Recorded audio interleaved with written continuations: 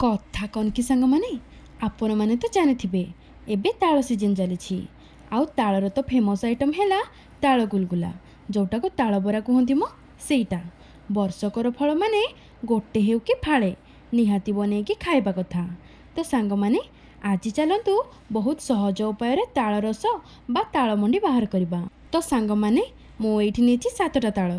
ଦି ଆଉ ମୁଁ ମିଶିକି ମଣ୍ଡି ସବୁ ବାହାର କରିନେବୁ। ଆଉ ତାଳର ବାସ୍ନାରୁ ହିଁ ଜଣାପଡ଼ୁଛି ଯେ ତାଳ ବଢ଼ିଆ ଭାବରେ ପାଚିଛି ବୋଲି। ତ ମୁଁ ପ୍ରଥମେ ତାଳକୁ ତଳେ ବାଡ଼େଇକି ଫଟେଇ ନେଲି। ଆଉ ଦେଖନ୍ତୁ ତାଳର କଲର୍ରୁ ହିଁ ଜଣାପଡ଼ୁଛି କେତେ ବଢ଼ିଆ ଭାବରେ ପାଚିଛି।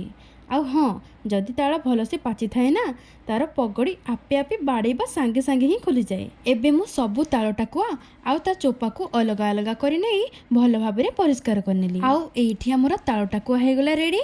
ଏବେ ତାକୁ କାଢ଼ି ନେଲି ଗୋଟେ ବଡ଼ ପରାତକୁ, ଯେମିତି ଚକଟିବା ପାଇଁ ଭଲ ସୁବିଧା ହେବ। ଏବେ ତାଳ ଟାକୁଆ ଉପରେ କିଛି ପାଣି ଛିଞ୍ଚି ତାକୁ ଭଲ ଭାବରେ ଚକଟି ନେଲି। ବେଶୀ ବି ପାଣି ଦେବେନି, ନହେଲେ ପାଣି ମାରିବା ପାଇଁ ବହୁତ ଟାଇମ୍ ଲାଗିଯିବ। ଏବେ ସବୁ ତାଳ ଟାକୁଆକୁ ଏପଟ ସେପଟ କରି ସେ ପର୍ଯ୍ୟନ୍ତ ଚକଟି ଚାଲିବା ଯେପର୍ଯ୍ୟନ୍ତ ଟାକୁଆ ସବୁ ସଫ୍ଟ ନ ହେଇଛି। ଆଉ ଏଇଠି ଦେଖନ୍ତୁ ଟାକୁଆର ଲୁକ୍ସରୁ ହିଁ ଜଣାପଡ଼ୁଛି ଟାକୁଆ ପୁରା ସଫ୍ଟ ହେଇଗଲାଣି, ଆଉ ରସ ବି ଏଇଠି ବାହାରିଗଲାଣି। ତ ସାଙ୍ଗମାନେ ମୁଁ ଏଇଠି ଜାଗା ସହ କଭର ହେଲା ଭଳି ଗୋଟେ ଜାଲି ନେଇଛି। ମୁଁ ଏଇଠି ଛୋଟ ଜାଲି ୟୁଜ୍ କରିଛି। ଆପଣମାନେ ଚାହିଁଲେ ଗୋଟେ ବଡ଼ ଜାଗାକୁ ସୁଟ୍ କଲା ଭଳି ଗୋଟେ ବଡ଼ ଜାଲି ୟୁଜ୍ କରିପାରିବେ। ବଢ଼ିଆ ସୁବିଧା ହେବ।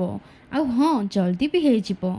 ଦି ବଡ଼ ଜାଲିରେ ମଣ୍ଡି ବାହାର କରିଥିଲେ, ତ ମୋ ଭାଗରେ ପଡ଼ିଲା ଏଇ ଛୋଟ ଜାଲି। ଏବେ ତାଳ ଟାକୁଆକୁ ଆଣି ଏ ଜାଲି ଦେହରେ ସେ ପର୍ଯ୍ୟନ୍ତ ଚଲେଇ ଚାଲିବେ ଯେପର୍ଯ୍ୟନ୍ତ ତାଳ ଟାକୁଆ ପୁରା ବୁତାନ ହେଇଯାଇଛି।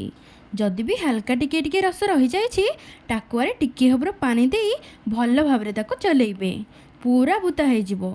ଆଉ ଏଇଠି ଦେଖନ୍ତୁ ସାଙ୍ଗମାନେ, ମୁଁ ସବୁ ତାଳ ଟାକୁଆରୁ ରସ କାଢ଼ି ଦେଇଛି। ଦେଖନ୍ତୁ କେତେ ବଢ଼ିଆ କଲର୍ ବି ଦେଖାଯାଉଛି। ଏବେ ସବୁ ରସକୁ କାଢ଼ି ନେବା ଗୋଟେ ଜାଗାକୁ। ଆଉ ହଁ ସାଙ୍ଗମାନେ, ଆପଣମାନେ ଯଦି ଏବେ ବନେଇବେ ଭଲ କଥା, ନହେଲେ ତାକୁ ନେଇ ଫ୍ରିଜରେ ରଖିନେବେ।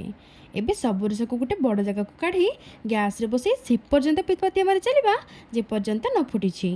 ଏବେ ବନ୍ଦ କରିଦେବା ଗ୍ୟାସ୍, ନହେଲେ ଉପରକୁ ଛିଟକିବ। ତ ଟିକେ ଦେଖିକି କରିବେ। ଆଉ ଏବେ ଢାଳିଦେବା ଦରକାର ଅନୁସାରେ ଚିନି, ଆଉ ତାକୁ ଭଲ ଭାବରେ ଗୋଳେଇକି ଗ୍ୟାସ୍ କରିଦେବା ଅନ୍। ତାକୁ ଏବେ ଦେବା ଘୋଡ଼ଣି ଘୋଡ଼େଇ, ଆଉ ମଝିରେ ମଝିରେ ତାକୁ ଚଲେଇବା, ନହେଲେ ଲାଗିଯିବ। ଆଉ ହଁ ସାଙ୍ଗମାନେ, ସବୁବେଳେ ଘୋଡ଼ଣି ଘୋଡ଼େଇକି ହିଁ କରିବେ, ନହେଲେ ଉପରକୁ ଛିଟକିବ। କାହିଁକି ନା ବହଳିଆ ହେଇ ଆସିଲା ବେଳକୁ ବହୁତ ଜୋରସେ ଛିଟକେ। ତ ଫ୍ରେଣ୍ଡସ୍, ଏଇଠି ଆମର ରେଡ଼ି ହେଇଗଲା ତାଳ ମଣ୍ଡି। ତାଳ ଗୁଲଗୁଲାର ଭିଡ଼ିଓ ଆପଣମାନଙ୍କ ସହ ମୁଁ ଆଉ ଗୋଟେ ଭିଡ଼ିଓରେ ସେୟାର କରିବି। ଜଣ ଜଣଙ୍କୁ ବି ଏଇ ତାଳ ବାସ୍ନା କି ତାଳ ଗୁଲଗୁଲା ପସନ୍ଦ ବି ନ ହେଇପାରେ। ମୋତେ ବି ଏତେ ପସନ୍ଦ ନୁହଁ, କିନ୍ତୁ ଫ୍ୟାମିଲି ପାଇଁ ତ ବନେଇବାକୁ ପଡ଼ିବ। ତ କ'ଣ କହୁଛନ୍ତି ସାଙ୍ଗମାନେ?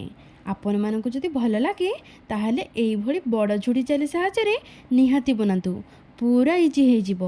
ତ ଫ୍ରେଣ୍ଡସ୍ ରହିଲି, ପୁଣି ଦେଖା ହେବ ଆପଣମାନଙ୍କ ସହ ଗୋଟେ ନୂଆ ରେସିପି ଭିଡ଼ିଓରେ। Thank you.